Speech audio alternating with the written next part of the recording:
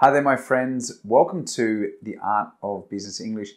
Andrew Ambrosius is here again for episode 112. And what times we are living in? Well, if you're in Europe, you're probably well aware that things have gone a bit crazy with the coronavirus. It is March of 2020, and I'm here in Spain, so I'm really near the epicenter, which is in Italy. As you're aware, Italy's pretty much, not pretty much, it's completely locked down.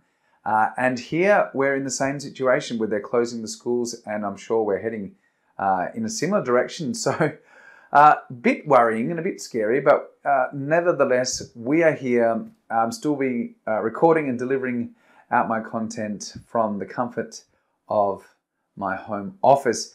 Now, it's great to have you guys here, and in today's lesson, I've got an interesting one. I'm going to take advantage of this crisis situation to give you some crisis management vocabulary.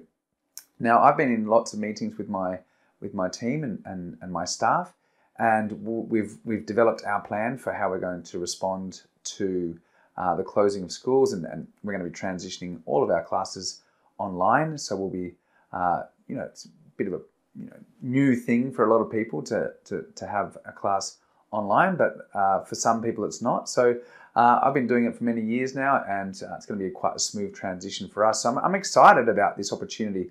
But the other opportunity I've got here for you today is to give you guys some language that you could use in those meetings or interactions with your team and your staff. And you need to talk about crisis or crisis management. And in this case, your response or how you're going to be dealing with the coronavirus. If you're in other parts of the world, it's probably not as bad, but here it's getting quite drastic. So let's look at episode 112, Expressions for Crisis Management. Okay, so my first word or expression is action plan. Now, most people know what an action plan is. It's the plan that you follow in response to a crisis. An action plan is incredibly important. You need to foresee things, and you need to think about what you're going to do based on possible events that are going to happen. So you need to have an idea or think about what is going to happen and how you're going to react to those things. So, an action plan is pretty much a central part of any response to a crisis. So let me give you an example. We need to draw up an action plan and be ready to respond. And I've done that. I've drawn up an action plan. Now, to draw something up is to put it down on paper or write it up. Okay, so let's look at the next word we've got for this lesson, which is a contingency plan or a plan B. Now, everyone should have a plan B.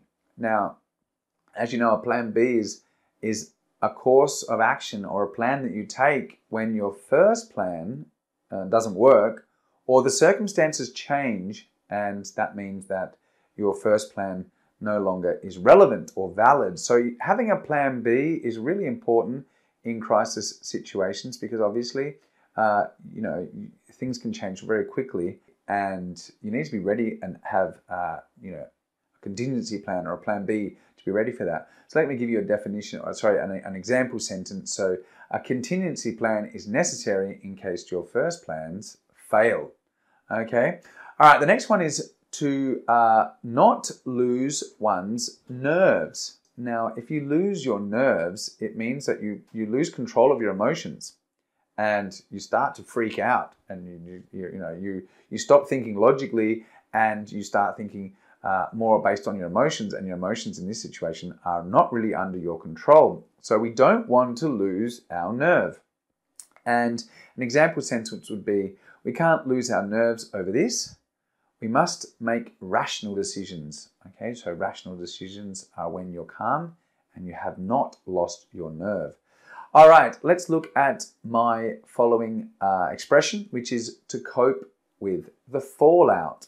Okay, so to cope with the fallout. And the fallout really means like the consequences. So if you are coping with something, to cope means that you're managing it or you're dealing with it. And if you need to cope with the fallout, it means you need to deal with the consequences of something. So the consequences or the negative outcomes of the situation. So we could say, how are we going to deal with the fallout of this situation? That's a very good question to ask in a meeting, in a crisis management meeting. Think about how you're going to deal with the consequences or the fallout. Now, fallout is a noun, it goes together, okay? So fallout, one word. All right, let's look at the next one, which is to have a knock-on effect. So to have a knock-on effect.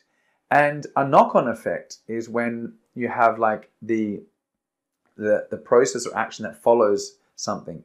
So it's like the secondary effects. So if this happens, then it in turn affects that, okay, because it knocks on. So the consequences of this will in turn create these following outcomes or consequences. So the knock-on effect of this crisis will take several months to recover from. So we recover from the effects, and it's going to take several months for us to recover from the knock-on effects of the crisis. So, for example, the knock-on effects of the coronavirus are, falling prices in the stock market, collapsing the economy. Those are the knock-on effects. All right. So let's look then at the next one. So a crisis communication plan, that is really another essential part that you should have when you are dealing with a crisis.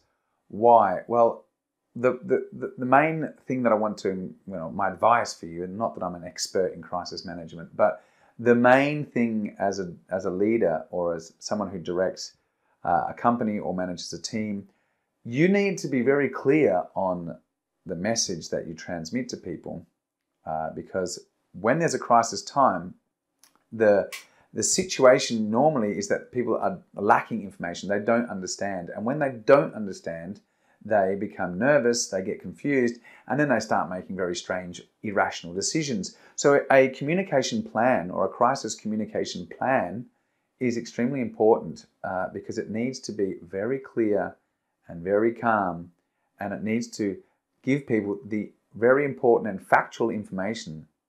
That way you are able to manage people's emotions and expectations of the situation better. So this is a crisis communication plan is the message that you seek to transmit during crisis times. So really important that you have your message clear, as with most things with communication.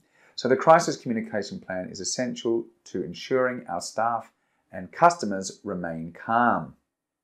Okay, that's my advice then. So keep it very clear and simple. Information flow is the next word on my list. So information flow, this is the transmission or dissemination of information. Now, let me give you an example. The company must control the flow of information out of the company. So we need to control the flow of information out of the company to make sure that people don't get the wrong message. If you are dealing with a crisis situation, you must really be careful and control the information that is being released. Because if you don't control it, then you can create hysteria and people will go crazy and think that it's the end of the world. So an action plan, a crisis communication plan, and controlling the information, the flow of information, are really central to managing a crisis. The next one is a news conference or press briefing. Now, it's very common for politicians, large companies, to hold a press conference or a press briefing in times of crisis. And this is when, this is official communication with the media. So this is where we get the official information from the leaders of the situation or the company or the politicians. So the company released a press briefing to major media outlets. Okay, so we can release our official communication through the media, and that becomes a press briefing, or we can hold a press conference.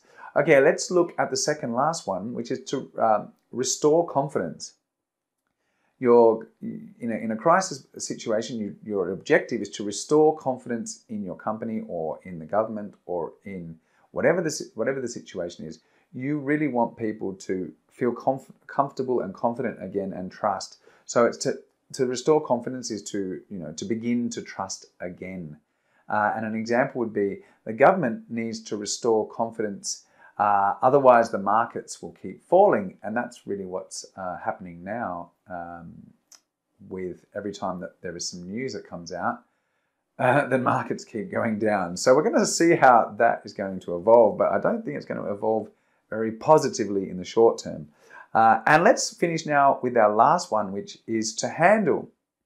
Now, to handle as a verb basically means to manage or control something. So the company needs to handle the situation delicately before the situation gets out of hand.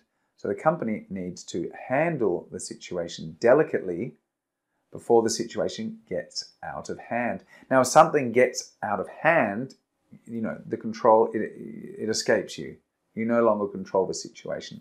You lose it from your control. So to handle a situation is really important. We need to handle and control situations as best we can, even though sometimes they change very quickly. So those are 10 expressions that you can use in your next crisis management meeting or when you're talking about a crisis situation. And yeah, again, my advice really is to control the message, really have a clear communicative objective, make sure that what information you put out is very clear, very true, very factual, so that you can keep people calm and maintain control over the situation. Letting information escape from the company that hasn't been put together well or written correctly can lead to problems because, as with a virus, information on social media or through social networks can spread very quickly. So it's really important that you do control the message and that the message you put out is very clear and reassures your customers and helps to restore confidence in you, your company, or the situation. Okay, so those are my words for you. Those are my advice. If you are in Europe, if you're going through the current situation, then just remember, it's not going to last forever. It's probably going to last for between 2 weeks and a month. There is another side, okay? Even though maybe at this time it seems very like it's not going to finish, it's not going to end, it's going to ruin the economy. We'll get through this. It's just a bit of a situation that we have to deal with now. Okay, so my advice to everyone is stay calm, but be well organized and be prepared for everything. I was a Boy Scout, so I've done my shopping and I've got everything ready to go. And yeah, have a plan and stick to it. So I'll see you all next week. That's my advice. Those are my expressions for you. I hope you found this episode useful. And I look forward to having you back on the Art of Business English next week. Take care. Bye for now.